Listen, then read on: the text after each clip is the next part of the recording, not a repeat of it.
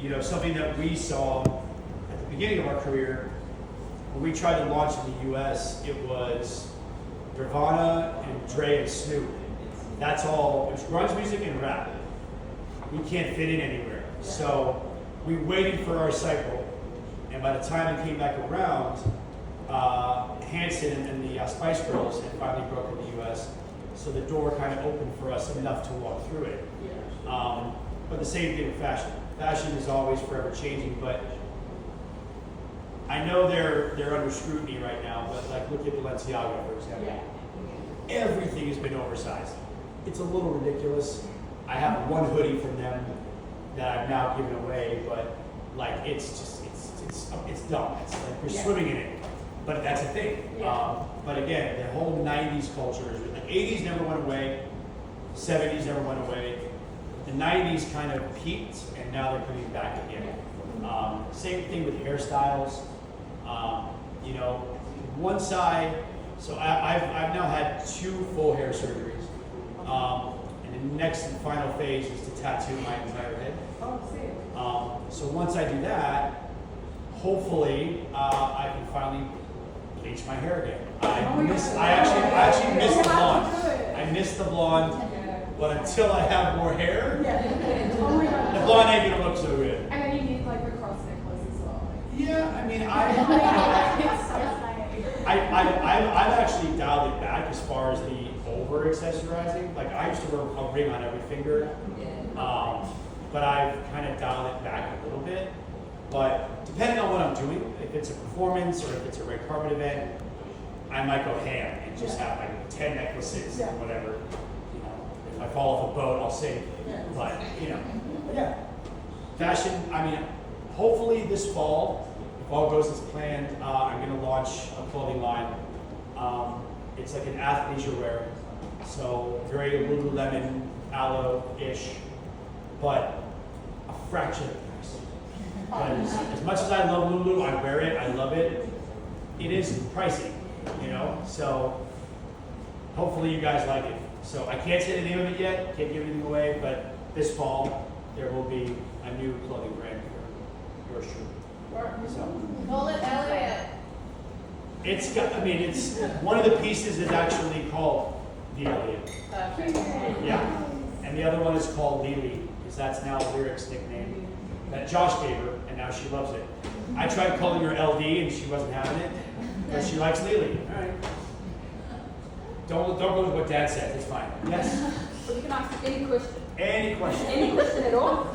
Yep. I'm gonna come closer so I can hear you because I'm taking the stage. So before you got married, what size condoms did you buy? It was depending on the brand. It was either large or extra large. So depending on the brand. As a joke, when any of my friends ask me, like, hey, can I ask you a question? Whatever they're gonna ask me, I don't know what they're gonna ask me, but if any of my friends ask me, hey, can I ask you something? Knee-jerk reaction, I just say 9 inches, and I leave it at that. But it's not true. The world will never know. All I know is it works, and I have 2 beautiful girls, so obviously I made it work. I got one past the goalie. Yes, ma'am. Okay, so I was wondering, how many pair of sneakers do you have, and what's the most you spent on them? How many? Oh, wow. I think I have close to maybe about just shy of 1,000.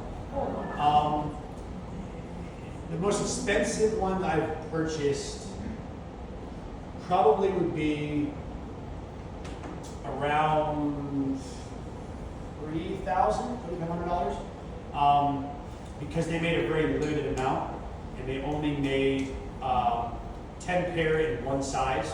The size is 8 to 13. I'm a size 11. Hints. Hints. Planting seeds. I'm a size 11. US, not UK. But it's funny because I grew up only wearing Chucks. That's all I wore. Back in the 90s, early 2000s, I was in Chuck Taylors constantly until I had knee surgery on both my knees. And as a dancer, being flat-footed sucks. It's not good, but because I didn't continue dancing until the group, there's a good probably 10-year gap where I stopped dancing when I was a kid. So my arches didn't completely develop. So I started getting an arch and then I flattened out. So our security Q, I don't know if any of you ever had a chance to meet Q before he passed away, but like Josh came up under Q taught all the stuff he knows about being a security guard, but Q was all about Nikes. And Jordan 3s was his go-to. He bought me a pair for one of my birthdays, and I had never even put a pair on before. And I was like, oh my God, how have I never experienced this feeling? And I've been in Nikes ever since.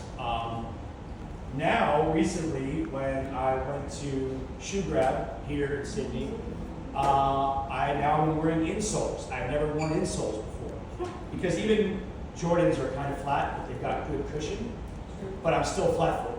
Now I got these little arch supports in there, and I feel like I can just ball up. I'm like, this is awesome. So, but my wife, not the biggest fan of the shoe thing. Not so much the shoes themselves, but when I get a new pair, I just leave the box at the front door, and I run it out with the shoes to my closet.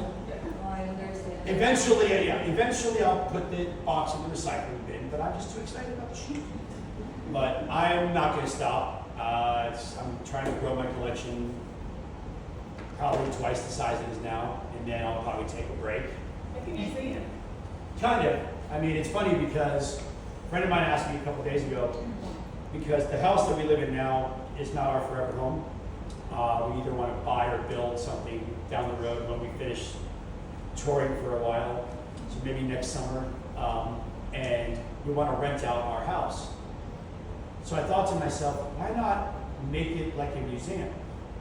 It's an Airbnb, but it's a museum. I have all my plaques on the walls, my sneakers, some of my sneakers, the ones I don't care if they get stolen. And yeah, make it like an event. And you know, the only problem is I live in a gated community, so I could probably accommodate 30 people if 30 fans wanted to stay there. Don't know how my neighbors would feel about that, but they're all pretty chill. They're older. We're the youngest family that lives in my community, so everyone gets along pretty well. But yeah, I just love the whole sneaker culture. Is like baseball cards way back in the day. People would collect them, they would trade them, they would show their friends, they would put them in the plastic to keep them perfectly uncreased. As a sneakerhead, I hate creases in my shoes. But if I'm gonna wear them, fine. But if I want to preserve them, they actually make things that slide in your shoe that keep them from the crease lines. The sneaker game is weird, man, but I love it. I You think have I'd be the into it. sprays. Huh? When you spray, so the dirt. All of it, I spray it all. Yeah, I have. I do it, yep. I carry wipes on me. If I Mine get a doesn't. smudge, I wipe it immediately. I have a problem, y'all. But look, there's worse things I could be doing with my time. I could still be drinking, I could still be partying. Yes. But now I just buy sneakers and hats and glasses and jewelry. So, yeah. Okay. Fuck, marry, kill. Black and blue, Millennium, and Backstreet's Back. Oh. So what was the first part of the question? Fuck, marry, kill. Oh, That's fuck, the very full cool. one. Okay. Fuck Millennium. Thanks. You said black and blue and which one? Backstreet's Back.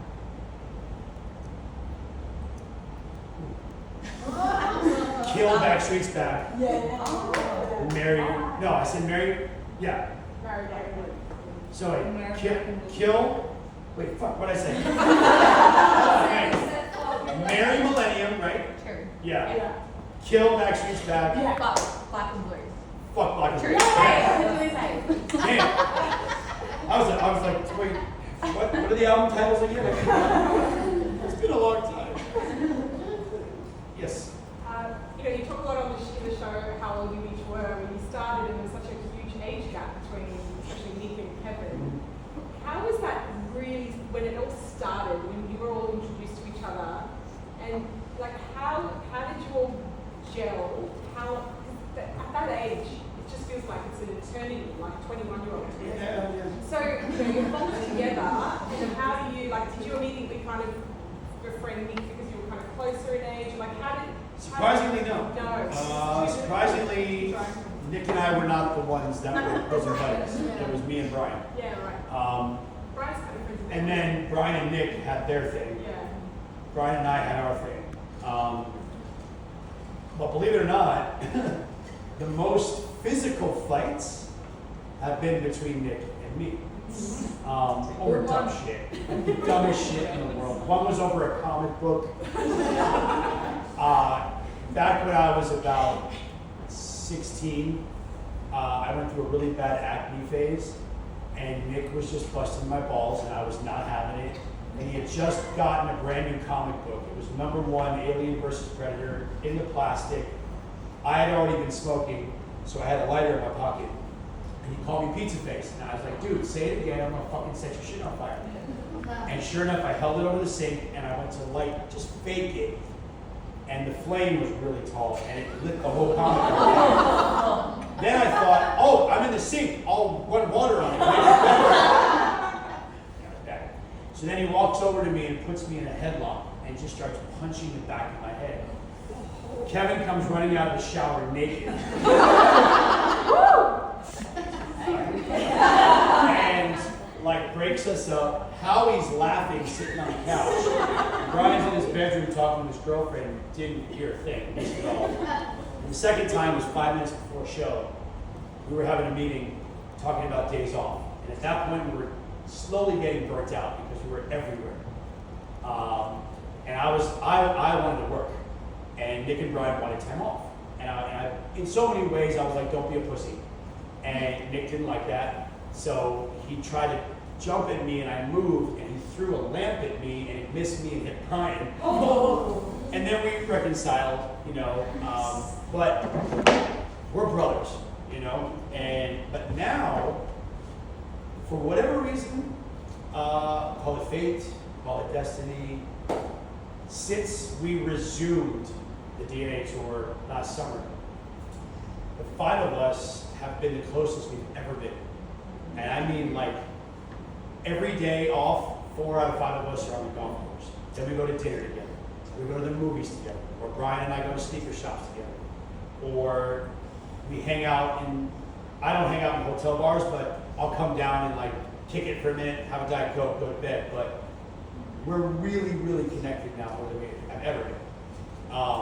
Brian and Nick went through a falling out for a minute because once Brian got married, Nick kind of lost his best friend. That's Brian moving on with his life. Now, we're all married, we all got kids, we all have that mutual respect. And we all get on just fucking great. So, you know, and we communicate. Just like any good marriage, any good relationship, communication is key. So now we map out our schedule. We're like, okay, my son's got football practice, or my daughters are in dance competitions, or can we move these dates around? I don't want to miss those moments. And we make it fair. So it all works out now. So far, no fights. Let's see. Probably on our 30th anniversary, it's just an all-out brawl. 30 years of pent-up aggression. Yes. Favorite tattoo versus cringiest tattoo that you, not necessarily regret, but fuck. Favorite tattoo, I have to be careful how I word this because if anyone's filming, well, actually my kids don't see stuff on Instagram. Initially, I would, before we had Lyric, my favorite tattoo would be the one I got for Elliot, which is this. When she was 4 months old, she held my finger, and we have her within a locket. Since then, I got both my daughters signed, I Love Dad. That would hurt. But my least favorite, you know, that's what we got today. This one, I fucking love this one. No, you know what? If I had to pick my least favorite, it would have been, so I've never had a girlfriend's name. I know better than to do that. Good call. But I would do nicknames. So I've done a couple cover-ups for nicknames of past girls that didn't work out, thank God. My wife doesn't think it's funny though because I have 2 R's right here. The girl I dated before I met my wife, I won't say her name, but her nickname was Ray Ray. And so I got the R's, and then that didn't work out. So my wife's name is Rochelle, Roro is her nickname. So instead of getting the R's covered up, I just added O's to it. She was like, that's not the same thing. Nice try. You gotta get an A for effort, right? But I really think my it's a long time in between when I get tattoos. I space it out because I don't just walk in and go, okay, I'll take one out of the book. It's got to mean something to me. Even though this one doesn't really mean, but this I'll always have a moment in Sydney that I'll never forget. The way that it happened, I was with my friend Ryan Durr, who was the reason I met my wife.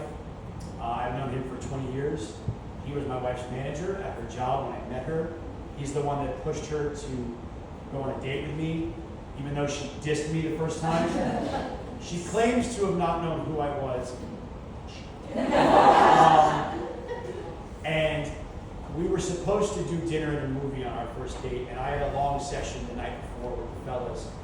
So I said, how about you come over, I'll cook dinner, and we can watch a movie at my house.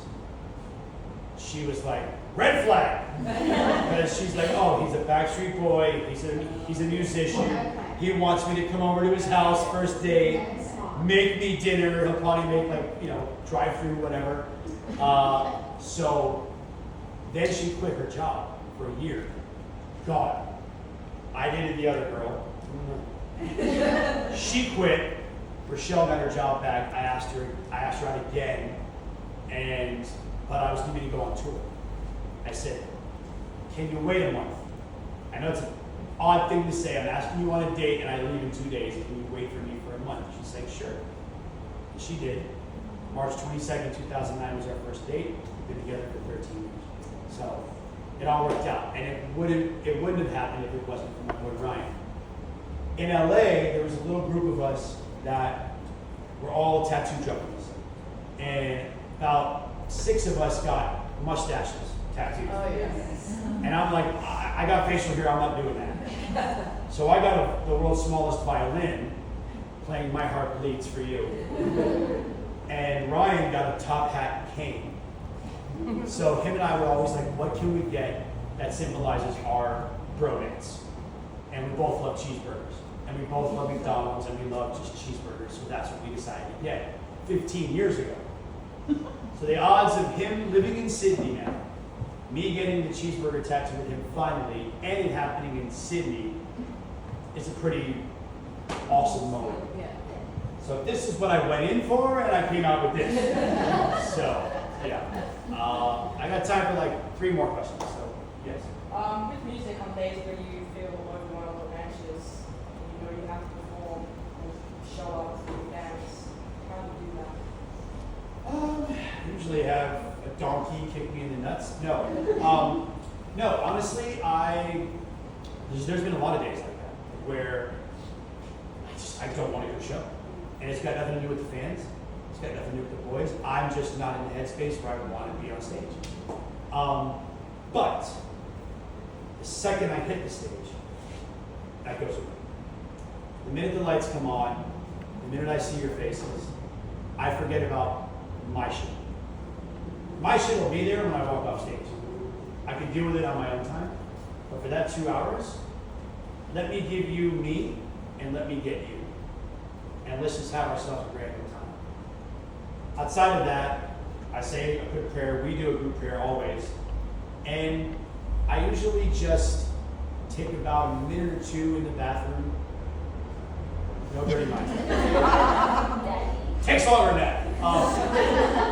And I look at myself in the mirror. And I challenge anybody in this room to do this. It sounds easy, but it's not.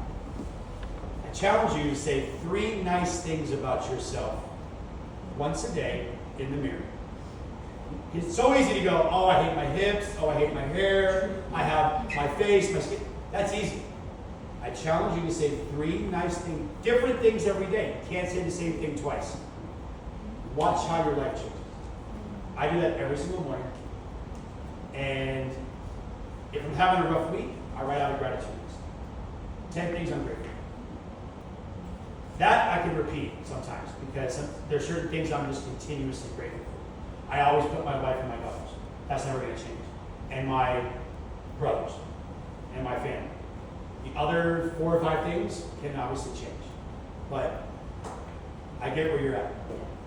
Just got to keep moving forward, man. The only way around is through. Doesn't matter what you're going through. Everybody's going to be going through something at some point. It's if you get complacent and you stop, you'll never get to where you want to be. But trust me, I've been there. So keep moving forward. Yeah. You. What's your favorite thing to do with your family when you're at home? Days at the nail salon. That is definitely a thing we do. We have late night dance parties. Both my girls are back in school now since COVID is whatever you want to call it. It's never going to go away, but it's controlled-ish. So they were homeschooled for the whole 2 years that the world shut down. Now that they're back at school, I try to get them to bed at no later than 9 o'clock. They get up around 7:30 in the morning. They sleep like me, which is like just comatose, when they finally go to sleep. But we always do late night dance parties or late night sing-offs. Recently we're trying to do riff-offs. My kids want to try to riff like me. I'm like, bring it, let's go. Daddy can riff. I'm like the other Beyonce. She can riff up and down. I can only riff down, but I'm learning to go up. And the typical theme park stuff, Disney, whatever. But we also like to do a lot of home cooked meals where everybody helps out. But yeah, I mean, we do a lot together. My wife's always said, even the hell that I put her through when I was active in my disease, the one thing that I've always been able to come back around to and I've never been bad at, thank God, is being a dad. I love being a dad. It's the best job in the world. Because I'll always be there. I may not always be a Backstreet Boy. God forbid I may not always be married. But my kids will always be my kids. Not getting divorced, don't over that there. We are very happy. We are very happy.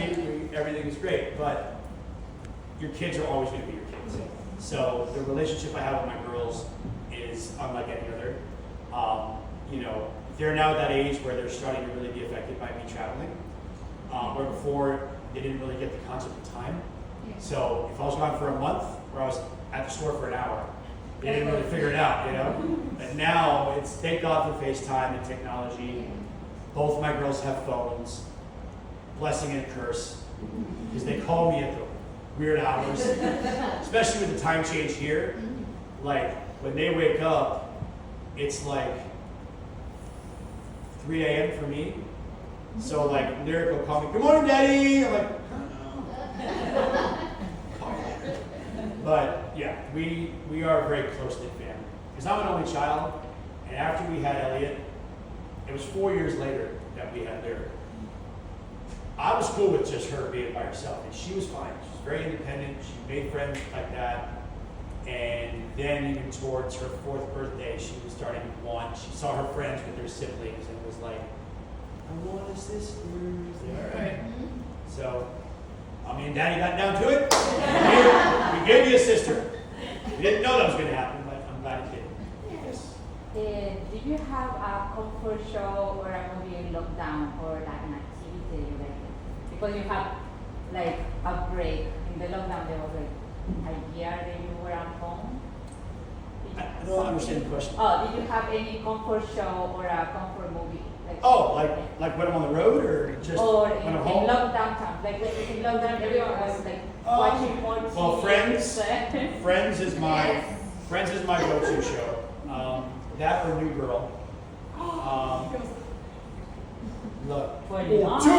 Oh, tour! The relationship between Nick and Schmidt is the greatest. It's yeah. As far as like movies, I'm a huge horror buff. Like I love anything horror, gory. The gorier the better. I'm obsessed with The Last of Us right now. I just finished the first 2 seasons of White Lotus, which was fucking incredible. I don't geek out a lot for certain celebrities, but because I feel like we're all kind of in the same boat. But there are a handful, like probably about 5 or 6 that I've met in my career that I lose my shit over. Paula Abdul was one of the first ones. I was the head of her fan club in Florida. Oh yeah. But the other night when 3 of us went to see Harry Styles, we were in one of the booths up top, and in the booth next to me was Sydney Sweeney, who was in the first season of White Lotus. She's also on Euphoria, and I fucking fangirled out. And she was a fan, I'm a fan. She was so beyond sweet. That's so cute. But it was just a cool moment. But surprisingly, I don't like musicals. But The Greatest Showman is one of my favorites of all time right now, as well as Nightmare Before Christmas is one of my staples. I watch it all year long. And pretty much anything, even if it sucks, anything with Ryan Reynolds is the greatest thing ever made. That is my man crush. I will have candles, I will cook him dinner. Whatever he wants, he gets. He is my bona fide man crush. When I first got on TikTok, and I was pretty active, I did a duet video with him and Will Ferrell. And the very next day I woke up and he commented. I woke my wife up at 7 a.m.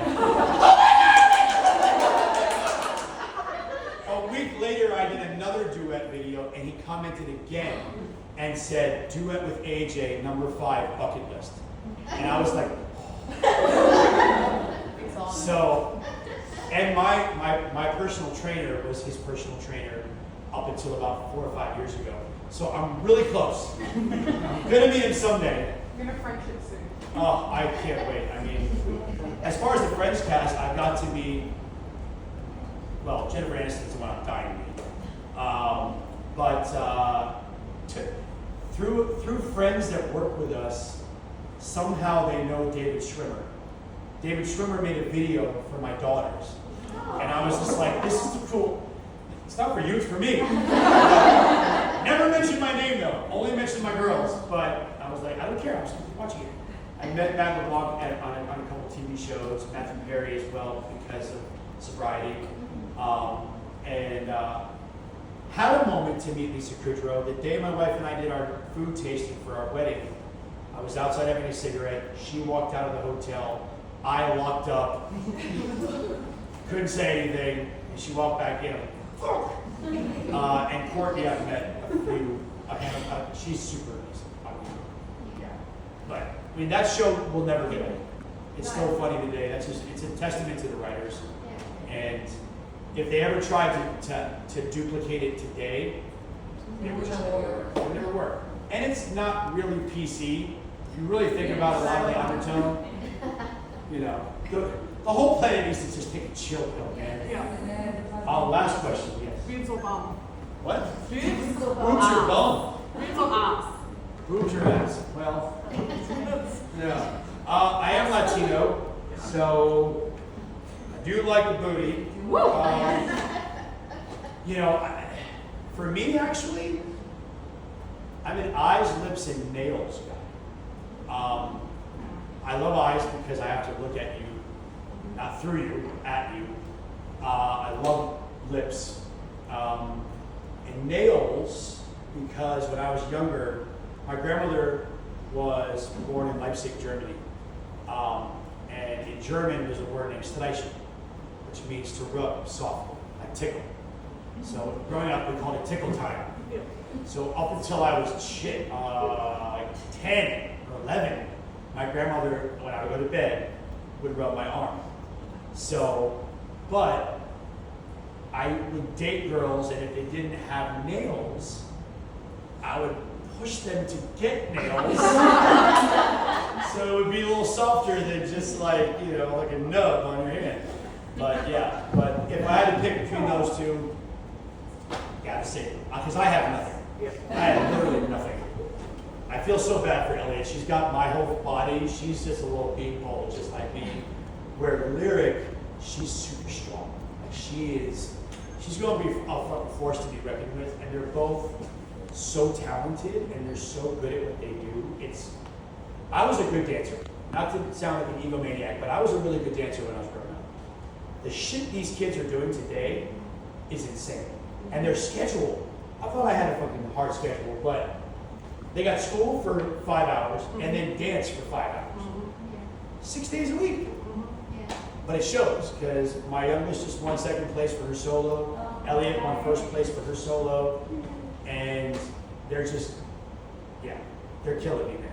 Killing me. And they're already talking about boys. Not happening. Not under my roof, man.